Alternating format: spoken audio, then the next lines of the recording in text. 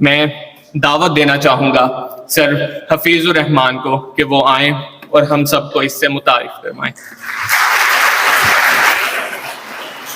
جی سر میں آن کر دیتا ہوں، آپ یہ بھی لگا دیجیے گا۔ میری بس الحمدللہ رب العالمین والصلاة والسلام علی رسول النبی الکریم۔ قائدین محترم اور میرے انتہائی قابل قدر بھائیوں، بہنوں، بیٹوں اور بیٹیوں، السلام علیکم ورحمۃ اللہ وبرکاتہ۔ میں پشاور سے چلا بہاولپور کے لیے۔ رستے میں فلسطین ہی میرے ذہن میں تھا، مختلف قسم کے خیالات بھی آ رہے تھے۔ بھیرا اسٹیشن پہ میں پہنچا، نماز پڑھنے کے بعد ایسے ہی جی چاہا کہ گزرتے ہوئے ذرا وہ ویرانی بھی دیکھوں جو ہارڈیز اور میک ڈونلڈ پہ اس وقت موجود ہوگی، جو کہ ہم سب جانتے ہیں کہ یہ وہ کمپنیاں ہیں جو باقاعدہ اسرائیلی افواج کو مدد پہنچاتی، کھانا پہنچاتی اور دیگر بے شمار ہیں۔ ہم سب نے بحیثیت قوم اور بحیثیت امت یہ عہد کیا کہ ہم حصہ دار نہیں بنیں گے اس کام میں کہ یہ لوگ پیسے تو ہم سے لیں اور اسلحہ خرید کر ہمارے فلسطینی بھائیوں، بہنوں اور بچوں پر استعمال کریں۔ اسی خوش فہمی میں جب میک ڈونلڈ پہ اور ہارڈیز پہ نظر کرتے ہو گزرا تو مجھے وہاں پہ رونقیں نظر آئیں۔ اسی طرح سے گاڑیاں باہر کھڑی تھیں، میرا سر گھوم کے رہ گیا اور وہ بہت پرانے اشعار میرے سامنے آئے۔ اے ابو جہاد، اے ابو جہاد، میرا دل لہو لہو ہے مگر، اے ابو جہاد میرا دل لہو لہو ہے مگر، معاف کر تیرے دشمنوں کے ساتھ ہیں ہم۔ تیرا جنون، تیرا ایثار محترم، لیکن سچ تو یہ ہے کہ تیرے قاتلوں کے ہاتھ ہیں ہم۔ یہ ہے معاملہ بطور امت کے، بطور قوم کے۔ اسی وقت میں نے طے کیا کہ میں چونکہ بہاولپور کے بچوں سے مخاطب ہونے جا رہا ہوں، کیونکہ وہاں پہ یوتھ لیڈرز موجود ہیں اور بہت عمدہ باتیں کریں گے، لیکن کیوں نہ میں انہیں تھوڑی سی ہسٹری بتا دوں، تھوڑے سے تاریخ کے اوراق پلٹ کر دکھا دوں کہ یہ معاملہ کیا ہے اور ہم اتنے بے حس کیوں ہیں، ہم فلسطین کو بھلا کیوں گئے ہیں۔ میرے پیارے بچوں، آپ نے تھیوڈر ہرزل کا نام سنا ہوگا۔ یہ 1860 عیسوی میں ایک یہودی خاندان میں ہنگری میں پیدا ہوتا ہے اور 1896 میں یہ اسرائیل اسٹیٹ کا نعرہ لگاتا ہے اور یہ کہتا ہے کہ ساری دنیا سے ہم یہودیوں کو اکٹھا کریں گے اور کسی ایک جگہ پر بسائیں گے اور اس کو اسرائیل کا نام دیں گے۔ اور اس وقت کئی جگہ انہوں نے سوچی، سلائیڈ آپ نے آن کی، کئی جگہ انہوں نے سوچی، جس میں سائپرس بھی تھا، صحرائے سینا بھی تھا، ارجنٹائن بھی تھا، اور پھر بالآخر انہوں نے طے کیا کہ فلسطین میں ہم اسرائیلی سلطنت بنائیں گے۔ اور 1897 میں سوئٹزرلینڈ میں ورلڈ کانگریس، زائونسٹ کانگریس بنائی گئی اور ورلڈ زائونسٹ آرگنائزیشن بنا کے اس کا پہلا پریزیڈنٹ یہ بنا اور ساری دنیا سے یہودیوں کو موٹیویٹ کر کے فلسطین بھیجنا شروع کیا۔ یہ 1904 میں انتقال کر جاتا ہے، صرف 44 سال کی عمر میں، آسٹریا کے اندر. لیکن 1949 میں جب اسرائیل بن جاتا ہے تو اس کی باقیات کو وہاں سے اٹھا کر یروشلم میں لا کے دفنایا جاتا ہے. اس پہاڑی کا نام ماؤنٹ ہرزل رکھا جاتا ہے اور اسے بابائے اسرائیل کہا جاتا ہے. اب اس نے جو اپنی زندگی میں ساری محنت کی تو کل 60,000 افراد کو قائل کر سکا کہ وہ جا کے فلسطین میں بسے، اور اس وقت آبادی 6 لاکھ تھی. تو کل 8% لوگ وہاں پر یہودی آباد ہوئے اس کی ساری محنت کے باوجود. جبکہ خلفائے راشدین کے دور میں 1517 میں اس وقت 5,000 یہودی رہتے تھے اور 3 لاکھ آبادی تھی پورے فلسطین کی، 1.7%. تو اس نے بڑی محنت کر کے 1.7% سے اس کو 8% تک پہنچا دیا اور خود چلا گیا. اب آپ دیکھیے کہ بعد میں کیا ہوتا ہے. یہ علاقہ آپ کو نظر آ رہا ہوگا، یہاں سے شروع کیجئے. یہ پیلسٹائن ہے، یہ جارڈن ہے، یہ سیریا ہے، اور یہ ادھر لبنان ہے. یہ سارا جو اس وقت میں انسرکل کر کے آپ کو دکھا رہا ہوں، اس وقت یہ 4 ممالک ہیں.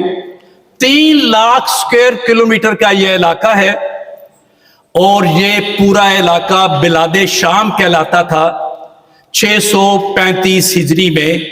اور اس کے پہلے گورنر ابو عبیدہ بن جراح تھے، اور خلیفہ عمر بن خطاب وہاں سے انہوں نے ان کو گورنر بنا کے بھیجا تھا. میرے پیارے بچوں، یہ جو بلاد شام تھا جس پہ میں ابھی آپ کو روشنی ڈالوں گا، یہ 635 عیسوی سے لے کر 1922 تک، جب خلافت عثمانیہ کے عبد الحمید دوم اس وقت سلطان تھے، اس وقت تک یہ ایک صوبہ رہتا ہے مملکت اسلامیہ کا. درمیان میں کروسیڈز حملہ کرتے ہیں، 200 سال تک جنگیں ہوتی ہیں، لیکن ایک بار 88 سال اور ایک بار صرف 15 سال ان کی حکومت بنتی ہے. وگرنہ دیگر تمام وقت 635 عیسوی سے لے کر 1922 تک یہ مملکت اسلامیہ کا ایک صوبہ ہوتا ہے. اب اس کے بعد کیا ہوتا ہے؟ ابھی ہرزل کا میں نے قصہ درمیان میں چھوڑ دیا کہ اس نے ایک موومنٹ چلائی، زائونزم، اور پھر 1904 میں وہ فوت ہو گیا، اور 8% یہاں پر آبادی اس نے لا کر بسا دی اس علاقے میں جو کہ فلسطین کا علاقہ تھا. اب یہاں پہ آپ کو یاد ہوگا کہ 1914 سے لے کے 1918 تک جنگ عظیم اول چلتی ہے، اور اس وقت خلافت عثمانیہ اور جرمنی یہ 2 الائز ہیں، اور بقیہ سارے ایک طرف اکٹھے ہیں. 1916 میں برطانیہ بالفور ڈکلیریشن کرتا ہے کہ فلسطین میں اسرائیلی ریاست بنائی جائے گی. تو صرف ہرزل نہیں، گوروں کا سردار برطانیہ یہ اعلان کرتا ہے 1916 میں کہ یہاں پہ اسرائیل بنایا جائے گا، جہاں پہ صرف 8% لوگ رہ رہے ہیں یہودی. اس کے بعد جنگ ابھی جاری ہے، جنگ عظیم اول. اس میں یہ فرانس کے ساتھ مل کر ایک خفیہ معاہدہ کرتے ہیں، اور اسے سائکس پیکوٹ ٹریٹی کہا جاتا ہے. اور اس میں طے ہوتا ہے کہ جب جنگ ختم ہو اور خلافت عثمانیہ ہار جائے تو ہم یہ علاقے کس طرح سے بانٹیں گے، یہ پہلے طے کر لیتے ہیں.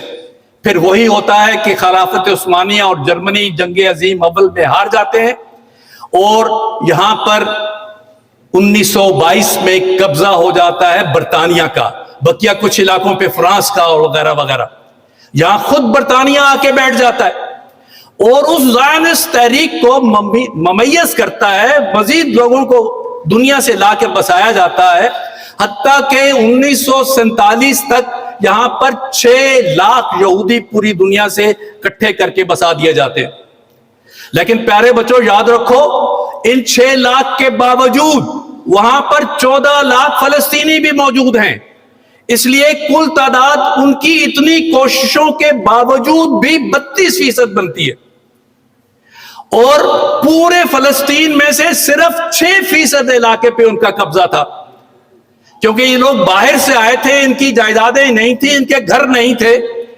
94% علاقہ فلسطینیوں کے پاس اور 68% آبادی مسلمانوں کی، فلسطینیوں کی، لیکن 29 نومبر 1947 کو یہ UN جو بنتا ہے، یونائٹڈ نیشنز، جو کہ امریکہ اور ان کا دیگر مغربی اقوام کا پالتو ادارہ تھا اور ہے، وہ یہ اعلان کرتا ہے ریزولوشن 181 کے ذریعے کہ یہاں پر 2 اسٹیٹس ہوں گی، ایک اسرائیل اور ایک فلسطین یا عرب اسٹیٹ، اور 55% علاقہ ان کے حوالے کر دیا جاتا ہے۔ 1948 میں برطانیہ وہاں سے نکلتا ہے اور وہاں پہ اسرائیل اسٹیٹ کا اعلان کیا جاتا ہے کہ یہ علاقہ فلسطینی اور یہ اسرائیلی، مگر ہوتا کیا ہے؟ قتل و غارت شروع ہوتا ہے، اور ایسی قتل و غارت کہ 14 لاکھ فلسطینیوں میں سے ایک سال کے بعد صرف 1,56,000 فلسطینی وہاں پر باقی بچتے ہیں، بقیہ سارے وہاں سے نکال دیے جاتے ہیں، مارے جاتے ہیں۔ ایک کنسنٹریشن ان کی، یار یہ ایک ہی سلائیڈ میں نے چلنے کو کہی ہے وہی آپ سے، ایک کنسنٹریشن یہاں پہ غزہ سٹرپ میں آتی ہے فلسطینیوں کی، کچھ ویسٹ بینک میں، بقیہ جورڈن میں، سیریا میں، ٹرکی، عراق، ایجپٹ، اور پوری دنیا کے اندر پھیلا دیے جاتے ہیں۔ عزیز بچوں، آپ دیکھیے کہ اس کی پیدائش ہی اسرائیل کی کیسے ہو رہی ہے۔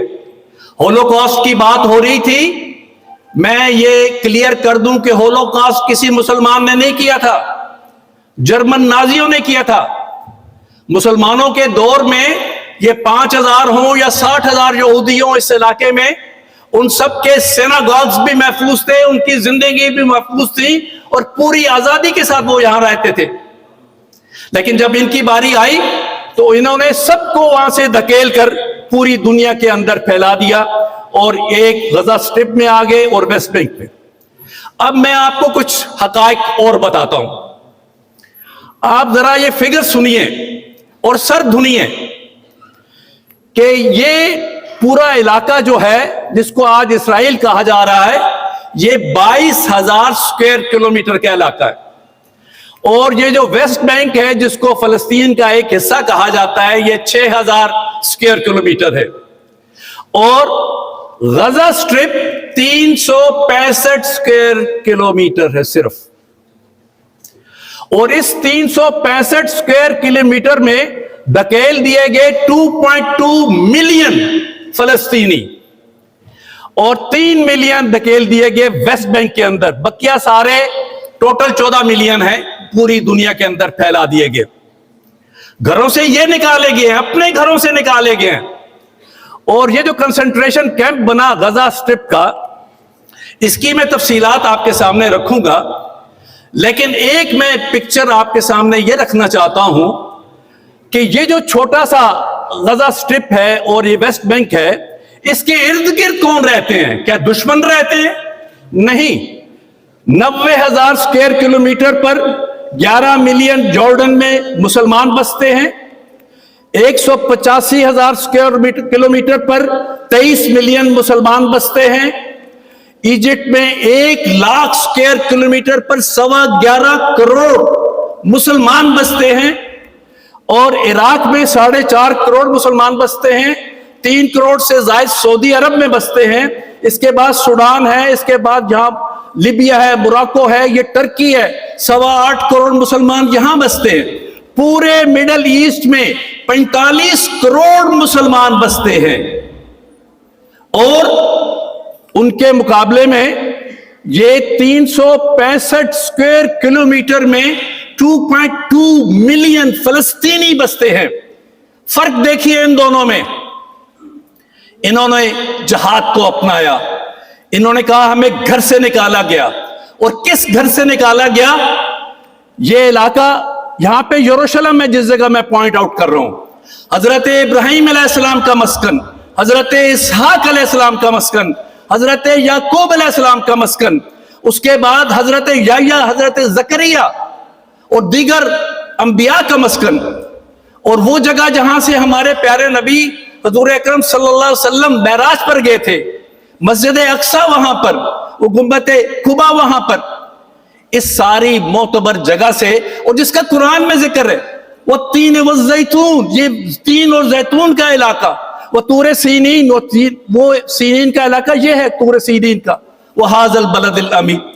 تو یہ وہ جگہ جس کو قرآن نے بھی معتبر قرار دیا، جس کا پیارے نبی نے بھی کئی حدیثوں میں بتایا کہ بہترین جگہ ہے اور یہیں پہ آخری معرکہ بھی ہونا ہے، اور یہ 45 کروڑ مسلمان آنکھیں بند کر کے بالکل سوئے ہوئے ہیں، ہار چکے ہیں۔ ہارنا تو کوئی اور بات ہے، یہ اپنا ایمان بھی ہار چکے ہیں۔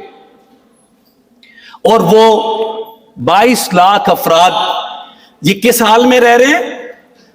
یہ دیکھیے، یہ ان کا بارڈر 59 کلومیٹر بارڈر پہ اسرائیل ہے، اور 40 کلومیٹر سمندر ہے، وہ بھی اسرائیل کے پاس ہے۔ 13 کلومیٹر یہ رفح بارڈر ہے، ایجپٹ کا ہے، وہ بھی مکمل اسرائیل کے پاس ہے۔ اس علاقے میں وہ 22 لاکھ افراد اس طرح سے رہتے ہیں کہ نہ وہ باہر جا سکتے ہیں، نہ کوئی ان کے پاس باہر سے آ سکتا ہے، کوئی ایئرپورٹ نہیں ہے ان کے پاس۔ اور دیگر ضروریات کا معاملہ یہ ہے کہ 60% بجلی اسرائیل سے آتی ہے، اور جو وہاں پہ ان کا جنریٹر ہے الیکٹریسٹی کے لیے، اس کا فیول بھی اسرائیل سے آتا ہے۔ پانی کی صورتحال یہ ہے کہ کوئی دریا نہیں ہے، ایک دریا ہے، اس میں سیوریج بہتا ہے، پیا نہیں جا سکتا پانی، اور زیر زمین پانی جو ہے وہ 96% استعمال کے قابل نہیں ہے۔ وہاں پہ 3 ڈی سیلینیشن پلانٹ سمندر پہ لگائے گئے، اور فلٹریشن پلانٹس ہیں مختلف بیلز پہ۔ جیسے ہی جنگ شروع ہوتی ہے، سب سے پہلے بجلی کاٹی جاتی ہے، پھر پانی بھی ساتھ ہی بند کر دیا جاتا ہے، اور ڈی سیلینیشن پلانٹس کو بھی ہٹ کر دیا جاتا ہے۔ کوئی چیز جہاں پہ پروڈیوس نہیں ہوتی۔ جنگ سے پہلے 500 ٹرک روزانہ کی تعداد میں اندر داخل ہوتے ہیں، تب یہ لوگ زندہ رہتے ہیں۔ اور وہ سپلائی پہلے دن بند کر دی گئی، فوڈ کی، پانی بند کر دیا، بجلی بند کر دی، یعنی ان کو بم بھی مارنے ہیں لیکن بھوکا اور پیاسا بھی مارنا ہے۔ اور نتیجہ کیا نکلتا ہے؟ 48 دن کی جنگ میں آپ کے سامنے ہے کہ 2,32,000 گھر خراب ہوتے ہیں، اور 40,000 گھر بالکل ختم ہو جاتے ہیں۔ 256 سکول مسمار کر دیے جاتے ہیں، 85 مسجدیں زمین بوس کر دی جاتی ہیں، 3 چرچز بھی زمین بوس کر دیے جاتے ہیں۔ اسپتالوں کی صورتحال یہ ہے کہ 36 میں سے آپ کو ایک اسپتال بھی کام نہیں کر رہا، میڈیکل سینٹرز بھی بند کر دیے گئے، اور وہ جو 500 ٹرک آیا کرتے تھے روزانہ کی بنیاد پہ، وہ بھی بند۔ 14,500 افراد شہید ہوتے ہیں یہاں پر 48 دنوں میں، جن میں 6,000 بچے ہیں، 4,000 عورتیں ہیں۔ اور بچوں کا ذرا حساب لگائیے میرے پیارے بیٹوں اور بیٹیوں، 136 معصوم بچے روزانہ شہید کیے جاتے ہیں، ہر 10 منٹ میں ایک بچہ شہید ہو رہا ہے۔ اور اوپر ستم یہ کہ 35,000 زخمی ہیں، ان کو دوائی مرہم تو بات کی بات ہے، پانی پینے کو نہیں مل رہا، ایمبولینسیں سب تباہ کر دی گئی۔ ایک ایسی صورتحال ہے جو اس سو کالڈ مہذب دنیا میں جس کا ہم تصور بھی نہیں کر سکتے۔ لیکن ستم تو یہ ہے کہ ہمیں ان کی اس صورتحال کا علم ہی نہیں ہے، ہمیں یہ پتہ ہی نہیں ہے کہ یہ قضیہ کیا ہے، یہ دو قوموں کے درمیان جنگ ہے یا کیا چیز ہے۔ میرے عزیز ساتھیوں، اس میں میرے اور آپ کے کرنے کا کام کیا ہے؟ میں اور آپ وہاں جا کر لڑ نہیں سکتے، لیکن ہمیں وہ حدیث یاد ہے، حضور اکرم صلی اللہ علیہ وسلم کے پاس ایک باندی آتی ہے، کہتی ہے کہ بیت المقدس کے بارے میں کیا حکم ہے؟ آپ نے کہا وہاں جانا چاہیے، نماز پڑھنی چاہیے، وہاں پر ان 2 حرمین کے بعد سب سے زیادہ ثواب ہے۔ انہوں نے کہا کہ اگر جا نہ سکے تو کیا کریں؟ ان کا تیل بھیجو وہاں پر. تیل سے مراد تھی کہ وہاں کے دیے جلانا ہے, روشنی دا. ہم اگر وہاں جا نہیں سکتے تو ہمیں اس قضیے کے بارے میں معلومات لینی چاہیے, یہ اصل ہے کیا, دیگر سب لوگوں تک پہنچانی چاہیے, اور اس کے بعد جو چیزیں ہم یہاں اکٹھی کر سکیں, جو ان کے لیے مدد کر سکتے ہیں وہ ہم کریں, اور اس کے بعد پھر دعا بھی کریں ان کے لیے. کیونکہ یاد رکھیے کہ جیت ہار ہوتی رہتی ہے, عروج و زوال ہوتے رہتے ہیں, لیکن آخرت میں نے اور آپ نے اکیلے جانا ہے, اور مجھ سے میری ذات کے بارے میں پوچھا جائے گا کہ جب عروج تھا اس وقت تم نے کیا کیا, یا جب زوال تھا اس وقت تم نے کیا کیا. مجھ سے سوال اس چیز کا کیا جائے گا, اس چیز کا نہیں کیا جائے گا کہ پوری دنیا میں اسلام نافذ ہوا تھا یا نہیں نافذ ہوا تھا. اس میں ہم کیا کر رہے ہیں آخر میں بس چند منٹوں میں؟ الخدمت نے 7 تاریخ کو اپنی میٹنگ کر کے اور فوری طور پہ رابطے کیے انٹرنیشنل جو ہمارے کولیبوریٹرز تھے, جس میں ٹرکی کی بڑی انٹرنیشنل این جی اوز تھیں, IHH تھی, جینسو, حیات, حیرات فاؤنڈیشن اور غازی دستک اور انسد. ان 5 کے ساتھ ہم نے فوری طور پہ رابطے کیے. میں 2 منٹ میں ختم کر رہا ہوں, ٹھیک ہے. ان سے رابطے کیے اور وہاں پہ ہم نے سپلائز شروع کر دی. اس کے بعد جب یہ ٹرکس وغیرہ جانے شروع کیے تو جو ایجپشن بلڈ بینک ہے اور مصر الخیریہ ہے, ان کے ساتھ ہم نے یہ کام شروع کیا. ہماری سپلائز جا رہی ہیں. NDMA کے ساتھ مل کے ہم نے ایک جہاز 90 ٹنز کا یہاں سے بک کر کے سارا سامان بھجوایا, العریش ایئرپورٹ پہ اترا اور وہاں سے ریڈ کریسنٹ کے ذریعے اندر گیا. اب ہم 20 ایمبولینسز تیار کر رہے ہیں ان کے لیے 40 کروڑ کی لاگت سے. وہ انشاءاللہ جب بھی موقع ملے گا وہ وہاں بھیج دی جائیں گی. اس کے علاوہ جب حالات نارملائز ہو جائیں گے تو وہاں ہم 30 فلٹریشن پلانٹس کے لیے ہم نے ملیشین کمپنی کو آرڈرز دے دیے ہیں, انشاءاللہ وہ ہم کریں گے. جتنے بھی بچے فلسطین کے یہاں پاکستان میں پڑھ رہے ہیں سب کو ہم نے اڈاپٹ کر لیا ہے, ان کی تعلیم کا ہم انشاءاللہ کریں گے. اور وہاں پہ یتیم ہونے والے بچوں, اور ہم نے طے کیا ہے کہ وہاں پہ جتنے بھی یتیم ہیں اور انہیں کسی سہارے کی ضرورت ہے, تو چاہے وہاں ہمیں آگوش بنانا پڑے, چاہے مصر میں, چاہے پاکستان میں, یا ان کو ایٹ ہوم یہ سروسز ہم پرووائڈ کریں, سارے یتیم بچوں کی کفالت الخدمت فاؤنڈیشن پاکستان کرے گی. اس کے علاوہ ہم نے ایک فیلڈ اسپتال بنانے کا ارادہ کیا, اس کی ساری ورکنگ ہم نے کر لی ہے. یہ 2.5 ارب روپے کی لاگت سے بننا ہے. ہم نے OIC سے بھی کہا ہے, ملیشیا کے پرائم منسٹر سے بھی کہا ہے, دیگر لوگوں سے بھی کہہ رہے ہیں کہ ہمیں اجازت لے کے دیں تو ہم وہاں پہ فیلڈ ہاسپٹل بنائیں گے مصر میں, غزہ کے بارڈر کے پاس, اور اندر اگر اجازت دی تو اندر لے جائیں گے. اور یہ فیلڈ ہاسپٹل ٹرکی سے ہم لے رہے ہیں, یہ ڈیپینڈ کرتا ہے اجازت ملنے پہ.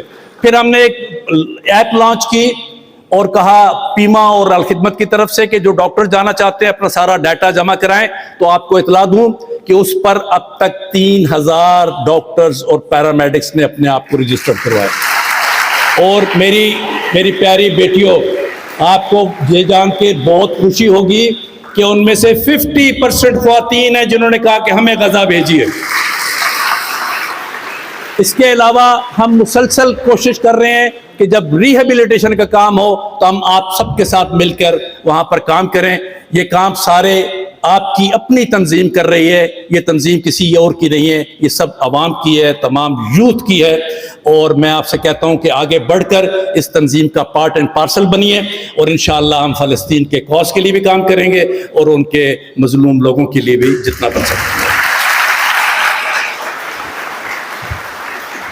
تھینک یو سو مچ سر, بہت شکریہ. 1 منٹ سر اپنی شیل دیجیے گا.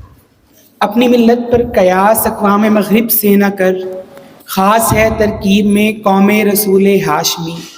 ان کی جمعیت کا ہے ملک و نسب پر انحصار, قوت مذہب سے مستحکم ہے جمعیت تیری. میں درخواست کروں گا جناب ڈاکٹر ضیاء الرحمان, چیئرمین اسلامک اسٹڈیز ڈپارٹمنٹ, اسلامیہ یونیورسٹی بھاولپور سے, کہ وہ آئیں اور ڈاکٹر حفیظ الرحمان کو پلیز شیلڈ دیں.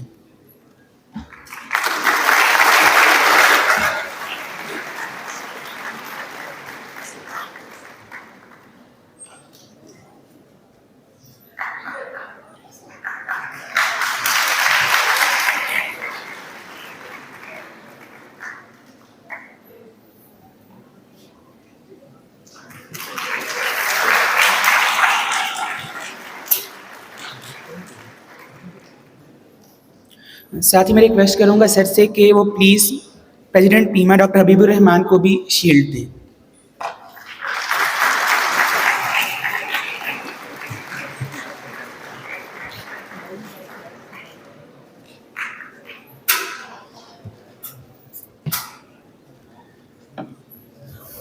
اب ہم پورے 10 منٹ کے لیے نماز کا وقفہ لیں گے.